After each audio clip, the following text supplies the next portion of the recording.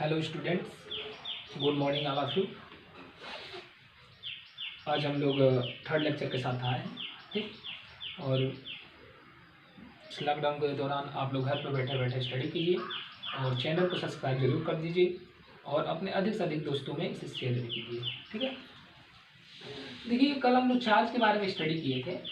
आज इसके यूनिट और डायमेंशन के बारे में बताने जा रहे हैं। उसके बाद हम लोग कूलॉम्स लॉ के बारे में स्टडी करेंगे, ठीक। देखिए, जो चार्ज का एसआई यूनिट होता है एम्पियर सेकंड और कूलॉम होता है। क्या होता है? एम्पियर सेकंड और कूलॉम। और जो इसका सीजीएस यूनिट होता है स्टेट कूलॉम होता है। क्या होता है? स्टेट कूलॉम और इलेक्ट्रोस्टैटिक यूनिट, ठीक। 1 coulomb equal to 3⁹ stat coulomb होता है। 1 कूलॉम इक्वल टू कितना होता है? 3 × 10⁹ स्टेट कूलॉम। इसका जो लार्जेस्ट यूनिट होता है फैराडे होता है। 1 फैराडे इक्वल टू 96,500 कूलॉम होता है, क्लियर। और जो स्मॉलेस्ट यूनिट होता है फ्रैंकलिन होता है। क्या होता है? फ्रैंकलिन। और इसका जो डायमेंशनल फॉर्मूला होता है AT होता है। क्या होता है? AT होता है। अब इसके बाद हम बताने जा रहे हैं कूलॉम्स लॉ और उस पर डिपेंडेंट कुछ न्यूमेरिकल्स आज सॉल्व करेंगे, ठीक है। तो पहले आप लोग इसका स्क्रीनशॉट ले लीजिए।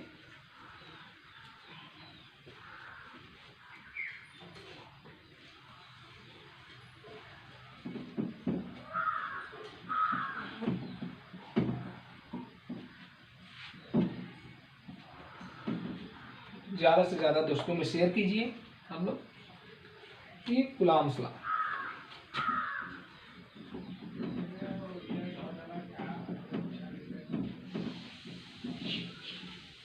कूलॉम्स लॉ 1785 में 1785 में फ्रांस के साइंटिस्ट कूलॉम ने ये बताया, दो चार्ज को जब किसी प्लेस पे हम लोग पुट अप करते हैं तो उनके बीच जो इलेक्ट्रोस्टैटिक फोर्स होता है, उनके बीच जो लगने वाला इलेक्ट्रोस्टैटिक फोर्स होता है, दोनों चार्ज के प्रोडक्ट के डायरेक्टली प्रोपोर्शनल और उनके बीच के डिस्टेंस के स्क्वायर के इनवर्सली प्रोपोर्शनल होता है।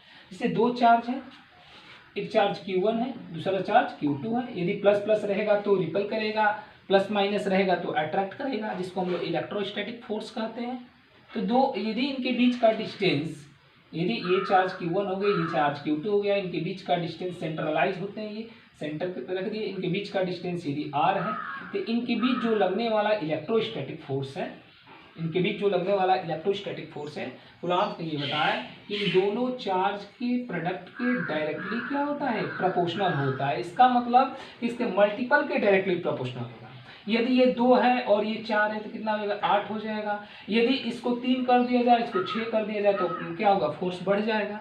इसका मतलब ये हुआ कि दोनों चार्ज के प्रोडक्ट के डायरेक्टली क्या होता है? प्रोपोर्शनल होते हैं। और इनके बीच की जो दूरी होती है, डिस्टेंस जो होता है, इनके बीच के जो डिस्टेंस के स्क्वायर के क्या होता है? इनवर्सली प्रोपोर्शनल होता है। F is directly inversely proportional to R square, inversely proportional to R square. जब इन दोनों को कंबाइंड करेंगे, देखिए यहाँ पर केयर कीजिएगा, ये फोर्स जो इलेक्ट्रोस्टैटिक फोर्स है डिस्टेंस पर डिपेंड करता है। इस पर हम लोग ग्राफ भी ड्रा कर सकते हैं। ये R का हो गया, ये किसका हो गया? F का हो गया। तो इन दोनों F और R के बीच जो ग्राफ चलेगा ऐसे चलेगा, इनवर्सली प्रोपोर्शनल चलेगा, क्लियर। जब दोनों को कंबाइंड करेंगे तो इसको हम लोग लिख सकते हैं F is directly proportional to Q1 Q2 by R square, clear. जब भी प्रोपोर्शनल हम लोग हटाएंगे तो एक कांस्टेंट का यूज करेंगे। किसका यूज करेंगे?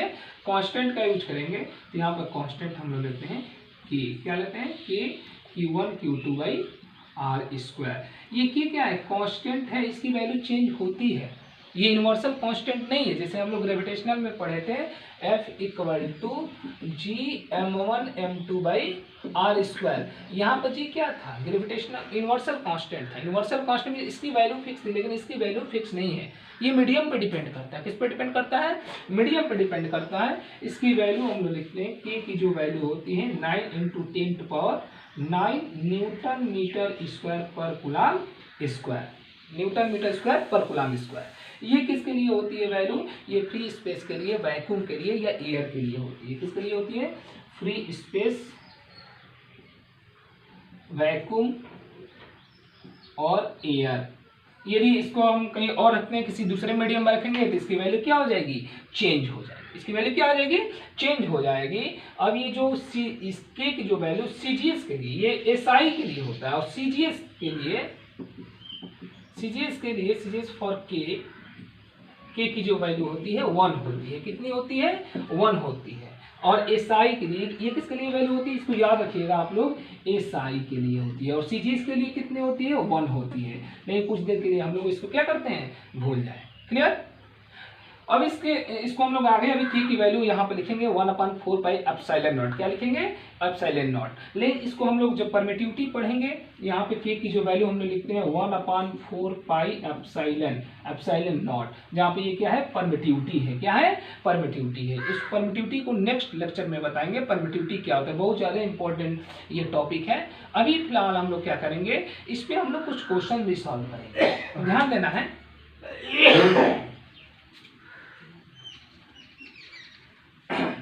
देखिए ये जी, इन दोनों में कुछ सिमिलरिटी भी है और कुछ डिसिमिलरिटी भी है। इन दोनों जो ये कूलॉम्स लॉ है और जो ग्रेविटेशनल लॉ हम लोग पढ़े हैं, इन दोनों में कुछ सिमिलरिटी और कुछ डिसिमिलरिटी भी है। कुछ सिमिलरिटी भी है और कुछ डिसिमिलरिटी भी है। दोनों क्या करता है? दोनों कंजर्वेटिव फोर्स है। ये भी क्या है? इलेक्ट्रोस्टैटिक फोर्स और ये जो ग्रेविटेशनल फोर्स, दोनों क्या है? कंजर्वेटिव फोर्स है। दोनों इनवर्स स्क्वायर लॉ को फॉलो करता है। ये भी क्या करता है? एफ इनवर्सली आर स्क्वायर, और ये भी दोनों इनवर्स लॉ को फॉलो करता है। दोनों सेंट्रल फोर्स है। दोनों क्या है? सेंट्रल फोर्स है। अब रही बात इसमें डिसिमिलरिटी, तो ये मीडियम पे डिपेंड करता है, जबकि ये किसी मीडियम पे डिपेंड नहीं करता है। जो इलेक्ट्रोस्टैटिक फोर्स है मीडियम पे डिपेंड करता है, जो ग्रेविटेशनल फोर्स है मीडियम पे डिपेंड नहीं करता है। क्लियर? अब ध्यान देना है, जैसे हमने बता दिया, और इलेक्ट्रोस्टैटिक फोर्स ज़्यादा स्ट्रांग है, ग्रेविटेशनल फोर्स ज़्यादा स्ट्रांग है। कुछ स्टूडेंट पूछते हैं कि सर ये कैसे हो गया, तो इसको बताने जा रहे हैं। ठीक है, देखिए ध्यान दीजिएगा।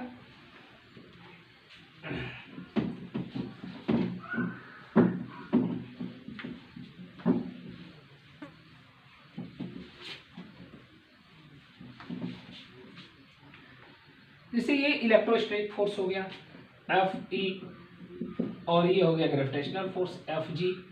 इसकी जो वैल्यू होती है, एफ ई की वैल्यू होती है 1 के Q1 Q2 by R square, और इसकी जो वैल्यू होती है F G equal to G M1 M2 by R square. एक क्वेश्चन दिया गया था किसी बुक में क्वेश्चन दिया गया था कि F E ratio F G निकालना है। अबाउट 10⁻42 आता है, इसको अभी हम लोग निकालेंगे कुछ देर में।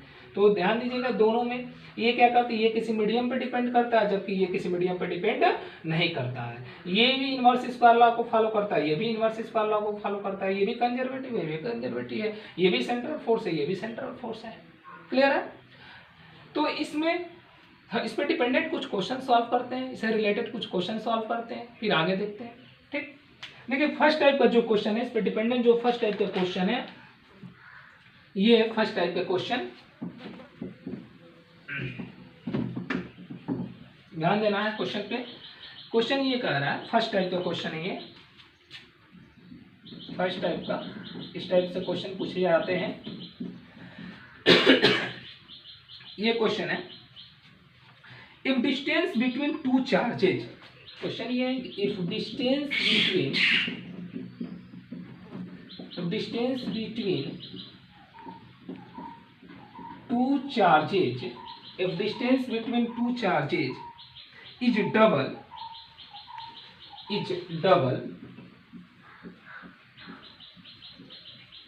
if distance between two charges is double, then find new force,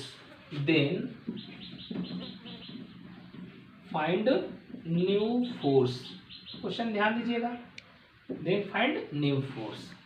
देखिए क्वेश्चन एक बार पूरा देख लीजिए। क्वेश्चन आपका ये कह रहा है कि इफ डिस्टेंस बिटवीन दो चार्ज, यदि दो चार्ज है उसके बीच का डिस्टेंस डबल कर दिया जाए तो न्यू फोर्स कितना होगा। इस कहने का मतलब ये हुआ कि आपके पास दो चार्ज है, सपोज दैट मान लीजिए Q1 है और ये क्या है Q2 है, इसके बीच का डिस्टेंस R है। तो यहाँ पे तो इलेक्ट्रोस्टैटिक फोर्स अप्लाई हो रहा होगा ना जी। F is directly proportional to क्या होता है Q1 Q2 and F inversely proportional R square. तो कर यदि इस डिस्टेंस को डबल कर दें तब ये फोर्स कितना होगा, तो ध्यान देना है थोड़ा सा। हम लोग जानते हैं कि since F is inversely proportional to R square, तो ये क्या कर रहा है जी, डिस्टेंस से केवल मतलब है, चार्ज से तो हमें मतलब है नहीं। चार्ज डिस्टेंस कितना कर रहा है, डबल हो जाए, means that is imply F inversely proportional double mean 2 का स्क्वायर कितना टाइम्स हो जाएगा, मीन्स एफ 1/4 टाइम्स, मीन्स कितना हो जाएगा 1/4 टाइम्स हो जाएगा, कितना हो जाएगा 1/4 टाइम्स, मीन्स फोर्स की वैल्यू क्या हो जाएगी, कम हो जाएगी। इसी पर डिपेंडेंट एक और क्वेश्चन बताने जा रहे हैं आपको, तब तक इसका स्क्रीनशॉट ले लीजिए आप लोग। एक और question, if distance between two charges is half, if distance between two charges is half,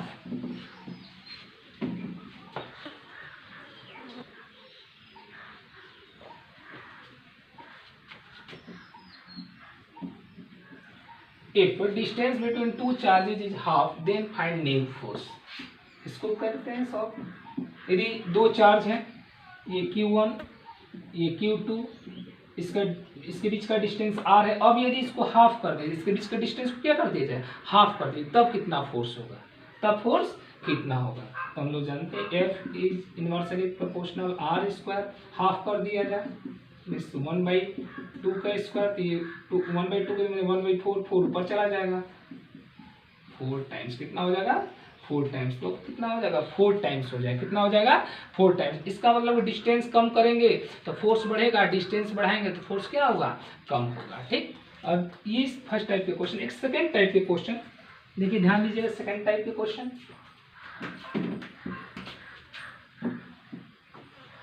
बहुत इंपॉर्टेंट क्वेश्चन है, ये ध्यान देना है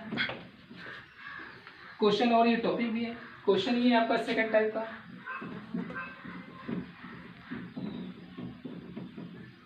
क्वेश्चन ये किसी बुक में पूछा गया था, find the ratio of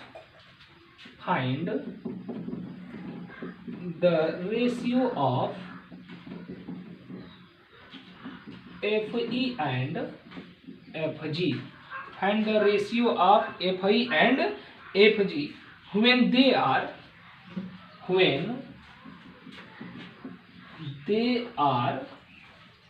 placed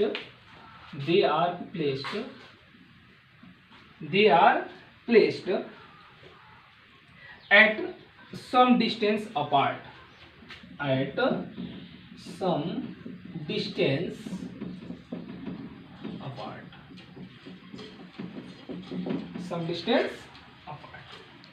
देखिए ध्यान दीजिएगा, यहाँ पर क्वेश्चन ये करा, find the ratio of FI and FG। कुछ स्टूडेंट्स हमसे ये भी पूछते हैं कि सर FI और FG का रेशियो कैसे आ गया, तो उनका ये डाउट यहाँ पर क्लियर हो जाएगा। Find the ratio of FI and FG when they are placed at some distance apart, when they are placed यहाँ पर दे आता है, या तो इलेक्ट्रॉन होगा या तो प्रोटॉन होगा, तो हम लोग इलेक्ट्रॉन को लेते हैं। दे आर प्लेस्ड, ध्यान देंगे, तो यहाँ पे FI कितना होगा जी, इलेक्ट्रॉन का मास भी होता है, चार्ज भी होता है।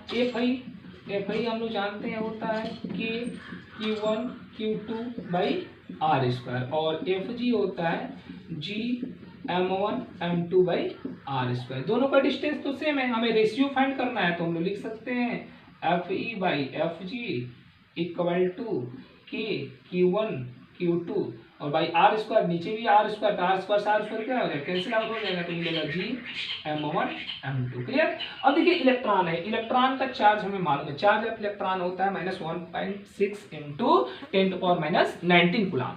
ठीक, यहाँ पर ध्यान दीजिएगा, चार्ज ऑफ इलेक्ट्रॉन ये होता है -1.6 × 10⁻19 कूलम, और ये क्या है, मास ऑफ इलेक्ट्रॉन होता है 9.1 × 10⁻31। मास ऑफ इलेक्ट्रॉन ये होता है 9.1 × 10⁻31 kg। क्लियर। यहाँ वैल्यू पुटअप करते हैं, वैल्यू पुटअप करेंगे तो FI इक्वल टू K की वैल्यू अभी हम बताएं 9 × 10⁻, कितना होता है 9 होता है, और ये Q1 मिस Q1 की वैल्यू Q, Q2 की value Q miss Q square हो जाएगा, तो Q स्क्वायर का मतलब ये हो गया 1.6 × 10⁻19, ये चार्ज ऑफ इलेक्ट्रॉन, इसका स्क्वायर। G की वैल्यू होता है 6.67 × 10⁻11, कितना होता है × 10⁻11, और मास ऑफ इलेक्ट्रॉन कितना होता है 9.1 × 10⁻31। इसको स्क्वायर करेंगे, जब इसको कैलकुलेट करेंगे, इसको जब हम लोग कैलकुलेट करेंगे तो एक अप्रोक्स में हम लोग का अबाउट में रिजल्ट जो आएगा 10⁻42 आएगा, कितना आएगा 10⁻42। कितना आएगा जी 10 पावर लगभग 10 पावर 42 आएगा। इट मीन्स हम लोग यहाँ पे ये कर सकते हैं कि जो इलेक्ट्रोस्टैटिक फोर्स होता है ग्रेविटेशनल फोर्स से क्या होता है, बहुत अधिक शक्तिशाली होता है। तो इस टाइप के क्वेश्चन भी हम लोग के बुक में है। एक इसको आप स्क्रीनशॉट ले लीजिए। नेक्स्ट क्वेश्चन बताने जा रहे हैं। देखिए नेक्स्ट क्वेश्चन जो है, ये क्वेश्चन आप लोग एनडीए बुक में दिया गया है, और ये जो नेक्स्ट क्वेश्चन बताने जा रहे हैं हम लोग क्लास 11 में ग्रेविटेशनल पे डिपेंडेंट भी क्वेश्चन था। ध्यान देना है क्वेश्चन पे हम लोग को। क्वेश्चन ये कह रहा है if A charge Q, if A charge Q, if A charge Q is divided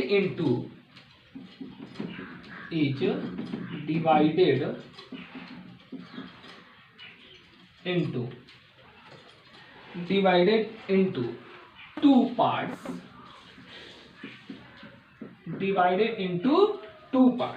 divided into two parts and placed at some distance and placed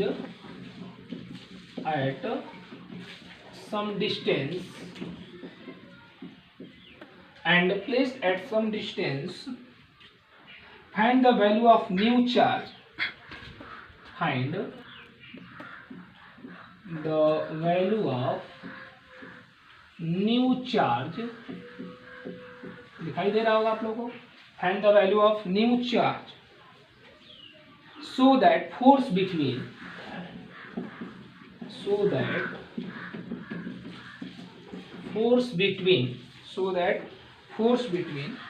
them is maximum, पहले क्वेश्चन को समझते हैं, क्वेश्चन क्या कह रहा है, उसके बाद इसको सॉल्व करते हैं। क्लियर? देखिए बहुत अच्छा क्वेश्चन है। क्वेश्चन ये कह रहा है, बाकी क्वेश्चन आप लोग बुक से भी लगाते रहिए इस लॉकडाउन के दौरान, जिससे हम लोग पढ़ाई डिस्टर्ब ना हो। क्लियर? और यदि कोई डाउट हो तो आप लोग मेरे व्हाट्सएप पे मैसेज कर सकते हैं। देखिए क्वेश्चन ये कह रहा है कि इफ ए चार्ज क्यू, एक चार्ज क्यू है, is divided into two parts, इसको दो पार्ट में डिवाइड करना है। कितने पार्ट में? दो पार्ट में डिवाइड करना है। And placed at some distance, दो पार्ट में डिवाइड करके और उस डिस्टेंस पे क्या करना है, प्लेस करना है, रखना है। तो find the value of new charge, तो न्यू चार्ज की वैल्यू कितना होगा जिससे उसमें मैक्सिमम फोर्स अप्लाई हो सके, ये क्वेश्चन का है। तो चार्ज क्यू है, इसको दो पार्ट में डिवाइड करना है। तो पहले तो हम लोग कंसिडर करेंगे let the charges be, charge कितना है क्यू, इसको दो पार्ट में divide, let the charges be X and Q minus X. पहला पार्ट इस चार्ज क्यू है, जैसे मान ली 5 कूलम हो गए थे, 1 2 हो जाएगा तो ये कितना होगा, 5 माइनस 2 3 हो जाएगा। वैसे ये एक्स हो गया और एक कितना हो गया, क्यू माइनस एक्स हो गया। कितना हो गया, क्यू माइनस एक्स हो गया। तो हम लोग जानते हैं कि जो कूलम्स ने बताया electrostatic force F equal to क्या होता है, Q1 Q2 by R square, ये हम लोग जानते हैं। मान लेते हैं कि आर डिस्टेंस पर रखा गया, ठीक। तो यहाँ से कितना हो जाएगा, F इक्वल टू के, Q1 की वैल्यू कितना है x, और Q2 की वैल्यू कितना है, Q माइनस एक्स और बाई आर स्क्वायर। यहाँ तक तो क्लियर होगा मे बी। इसको जब हम लोग सिंप्लीफाई करेंगे ये कितना हो जाएगा, that is imply F equal to K Q X minus X में एक्स करेंगे एक्स स्क्वायर, तो K X square by R square. देखिए क्या फाइंड करना है, कह रहे क्वेश्चन में कि so that force between them is maximum, ताकि फोर्स क्या होगा, मैक्सिमम रहे। तो एक मैथमेटिक्स में हम लोग पढ़े मैक्सिमा और मिनिमा, पढ़े हैं मैथमेटिक्स में हम लोग स्टडी किए हैं मैक्सिमा और मिनिमा। तो मैक्सिमा के लिए हम लोग क्या पढ़े हैं, फॉर मैक्सिमम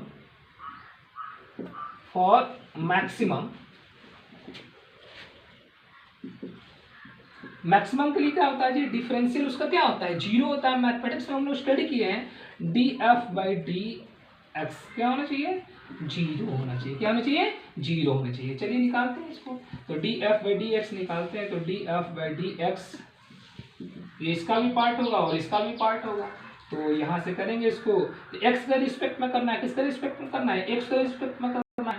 तो यहाँ से डी अपॉन डी एक्स और ये हो जाएगा K Q X by R square, फिर minus D by D X K X square by R square. Clear है।